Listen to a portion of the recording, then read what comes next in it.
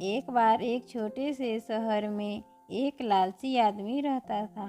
वह बहुत ही धनी था, लेकिन इसके बावजूद भी उसके लालच का कोई अंत नहीं था। उसे सोना और कीमती वस्तुएं काफी प्रिय थी, लेकिन एक बात जरूर थी कि वह अपनी बेटी को किसी भी चीज से ज्यादा प्यार करता था। एक दिन उसे एक परी दिखाई दी।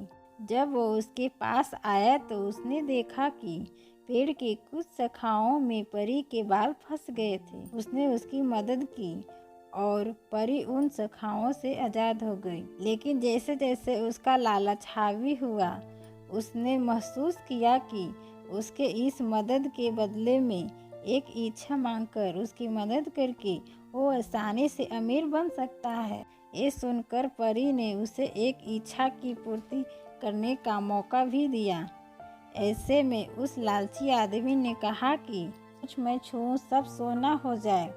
बदले में ये इच्छा को भी उस परी ने पूरी कर दी थी। जब उसकी इच्छा पूर्ण हो गई तब वो लालची आदमी अपनी पत्नी और बेटी को इच्छा के बारे में बताने के लिए घर भागा। उसने हर समय पत्थरों और कंकड़ को छूते हुए और उन्हें सोना में परिवर्तित होते देखा, जिसे देखकर वो बहुत ही खुश भी हुआ। घर पहुंचते ही उसकी बेटी उसका अभिवादन करने के लिए दौड़ी।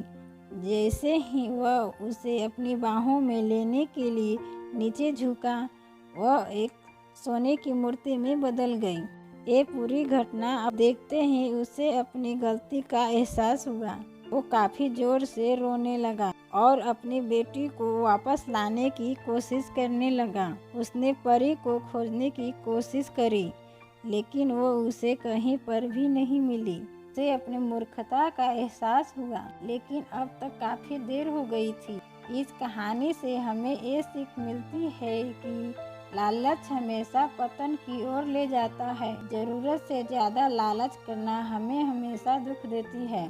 तो दोस्तों, ये कहानी कैसी लगी? कहानी पसंद आई तो लाइक, शेयर, कमेंट और चैनल को सब्सक्राइब करें।